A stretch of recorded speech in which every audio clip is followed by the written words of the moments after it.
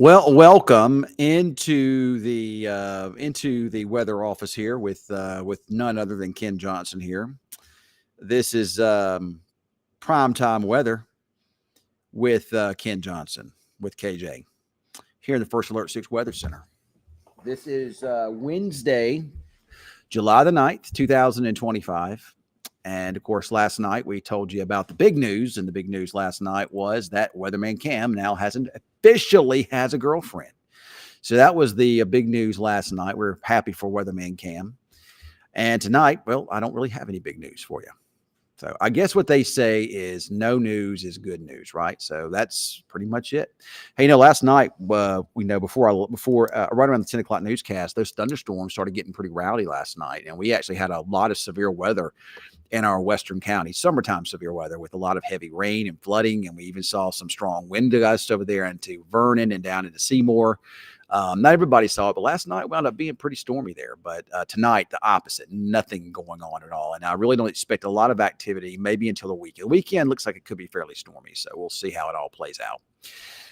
At times, not the whole weekend, just at times. So, what's up there, Carrie? Thank you for joining. I hope you had a fantastic. What was today? Wednesday here. So now I'll be off work tomorrow. Weatherman Cam will be here. Maybe he'll do a live. Maybe he won't. I don't know. But I won't be back until Friday. So Jacob, our new weather guy, will do the mornings and noon and show, and then Cameron does my shift tomorrow evening. So you'll have him to deal with instead of me. Hey, you know what? It really hasn't been a bad summer. Very humid, yes, but it has not been a bad summer at all. My wife was telling me earlier today, she was like, she says, I really don't even consider a lot of the weather this summer swimming pool weather. Well, I disagree with her on that because it's definitely been hot enough for that, and my pool water is very warm now. But she is right in the fact that it hadn't been a normal summer with lack of 100-degree temperatures here. We haven't seen any officially here in the falls, and I'm not complaining because we will see them at some point. That's inevitably gonna happen. Tomorrow will be hotter. I don't think we get to 100, but we'll be hotter tomorrow.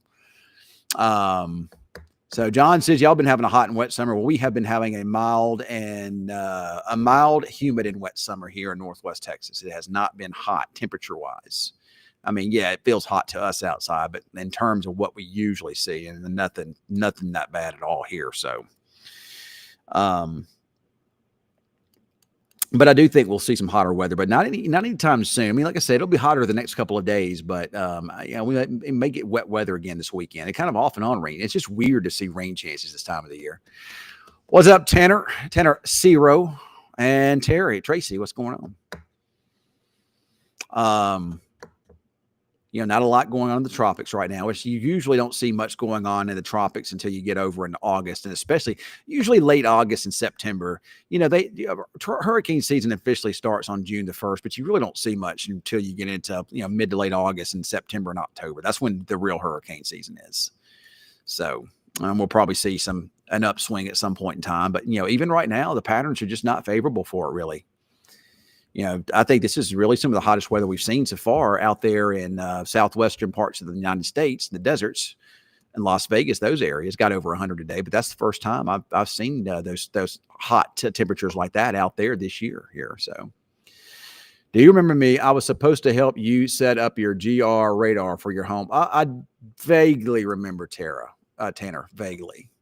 But I do have, I guess my subscription or something must have run out because it doesn't work anymore. And, I really haven't I do some stuff from home, but not as much as I was hoping to do. And a lot of it's just been because I just don't have the setup that I'm happy with at home. And I work so much. And I know you guys don't see it, but I do. I work a lot. Weather never stops, and weather is 24/7. And I never stop watching weather. I never stop watching radar. I never stop answering stuff on Facebook and stuff when I can. I don't always. Sometimes I miss it. But when I do get, and not only that, I also manage several properties that I own, and I'm always busy doing something. And this year, with all the rain we've had, I could cut grass 2 to 3 times a week right now. I could do that literally. So, and my place is big, so it takes a long time. Well, it takes me about 3 hours to cut my place. So I got to cut the grass. To cut in the grass, I have a big 0-turn mower, so that's not that big of a deal. I cut the grass pretty quickly. But then I got to go back and I got to weed eat. The weed eating takes a long time. Then I got to do the edging, and that takes a long time. Then I got to blow everything off. That takes a long time. So there's just always a lot going on. And in this heat, man, it just absolutely wears you out. That heat is like battling a whole other element. Like I say, it hasn't been overly hot temperature wise, but that humidity kind of makes up for it. And it is almost instant sweat as soon as you walk outside. It is hot. It is hot, y'all, hot. So, well, I'm surprised Weatherman Cam hadn't jumped on. I bet he's hanging out with his girlfriend. Oh, I remember what it was like whenever I first got with my wife here. I remember how we how everything is when everything is new. Yes, I do have NWS Slack, Tanner. How everything is new in a relationship and how awesome things are in the beginning, and everything's it's the romance, it's the honeymoon stage, and everything is great in the beginning, and it does stay great, hopefully for most of us, as more time goes on by. But the newness all wears off, and you get the honeymoon phase in, so it's not quite as the same. So, but he's all in love right now. Weatherman Cam, y'all, is in love. He even told me earlier today he is. So I was like, all right. Well, good for you, Weatherman Cam. I'm very, very happy for you. So I don't know. I don't see. I'm a big weather nerd. So, well, I'm a big weather nerd too, Tanner. You're not the only one. I'm a weather nerd as well. We're all weather nerds here. All of us are. We all love weather. We're all nerd. It makes us nerd. I'm a nerd. I'll first tell you I am. I have no shame in that either. I'm not sorry for it. I am a nerd, y'all. Hey, look, can you help me better read 500 millibar heights? Oh, yeah, I can easily do that.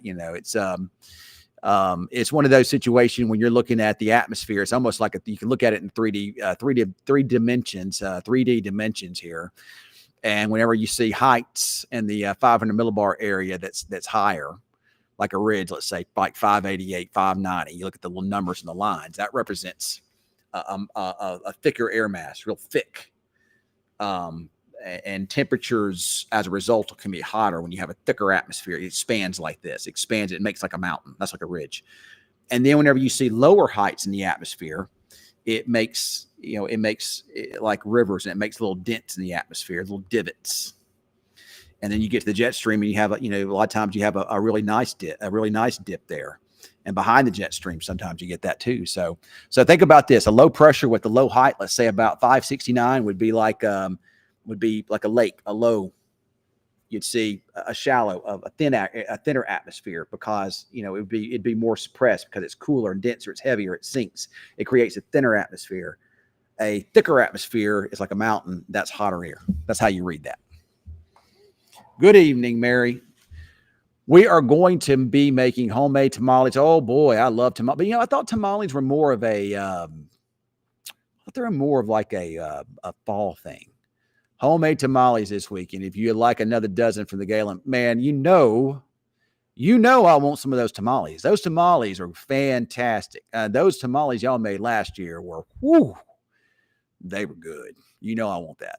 Decent rain chances, Tracy, but it looks like right now, Saturday evening, Saturday night, and early Sunday would be our best rain chances. So what was I talking about before I got off on I was going to tell y'all. So I met a lady today, and I get this all the time, and I don't know why this is, but I don't know whether to take this as a compliment or not. I do take it as a compliment. Right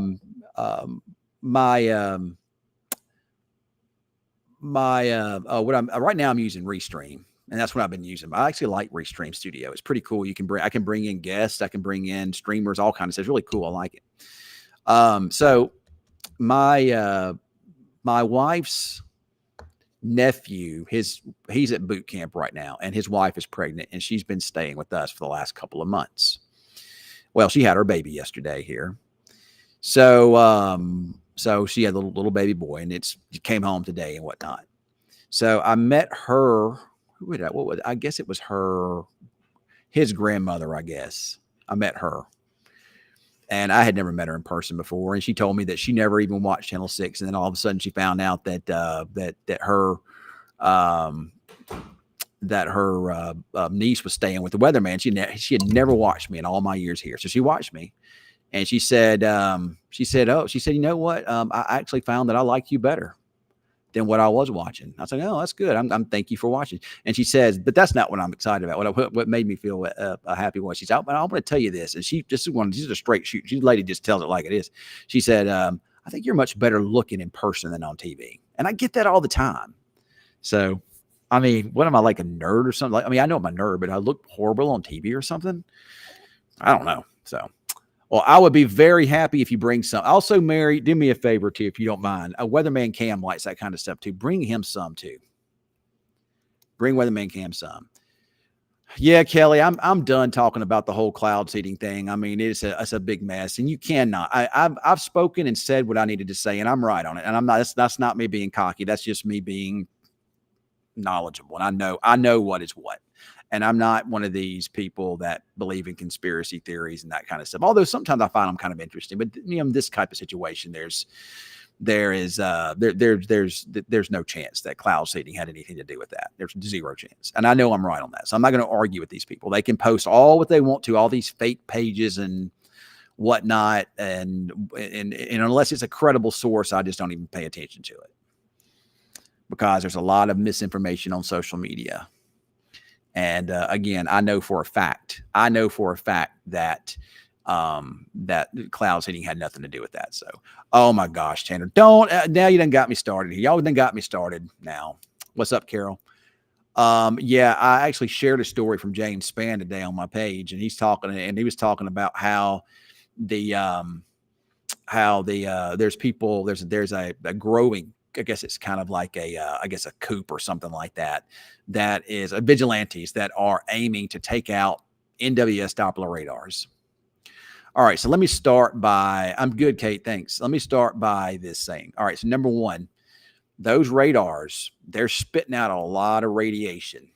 So let's say you did climb to the top of that tower. If let's say you did get through the fencing and the security measures that are around it.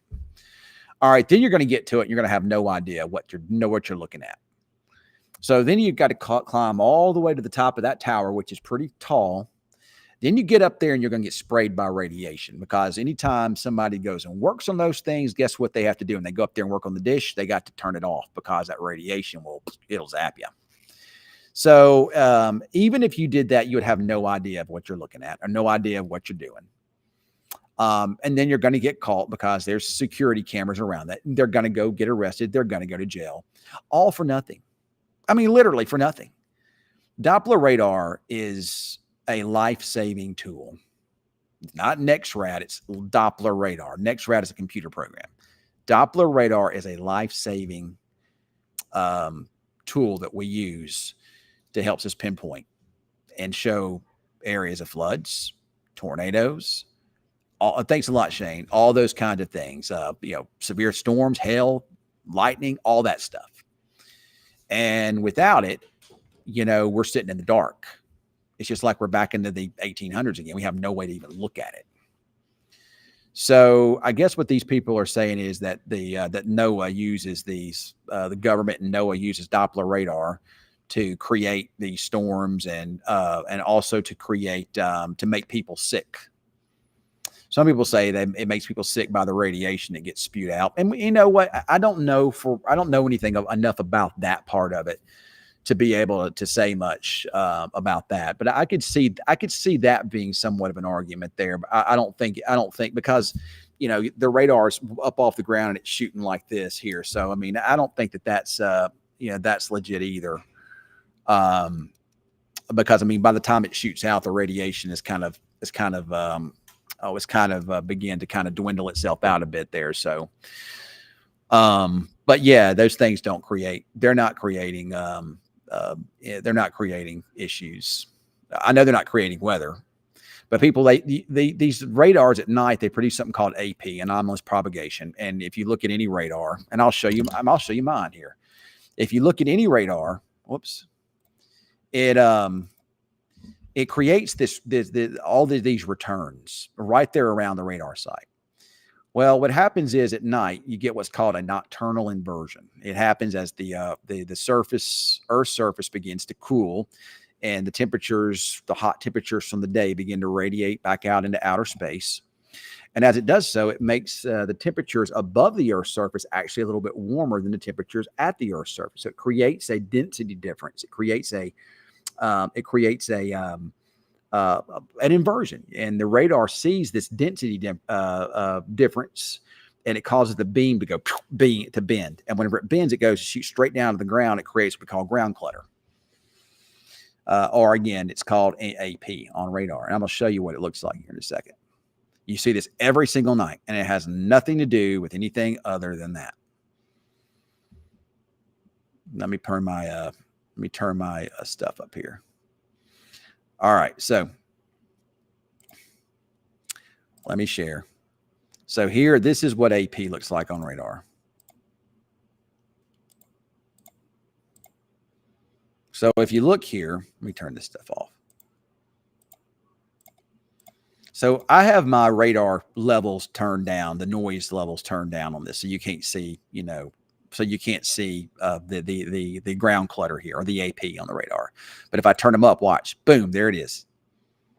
You see all that right there? That right there is what we call ground clutter. That is the radar beam that just bounces down and bends down, and it creates all this right there. I'm not sure exactly what this is. I've been seeing this a lot lately near Frederick, and I'm not sure what that is. That's not a rain. That is not rain, and I don't think that's a wind farm. This down here is wind farms. You see that right there? That's wind farms down there south of Vernon. That's wind farms, and you see them down there in Baylor County and more of Baylor in Wilbarger County. But I'm not sure what this is here. Doppler radar can also sense when bats leave a cave, and that's with our birds. But this right here is bats. You see that there near Mangum? That's bats leaving a cave. You can see them spreading out. You see that every night about this time, about the same time as bats leaving the cave. And then this will eventually go poof and go away.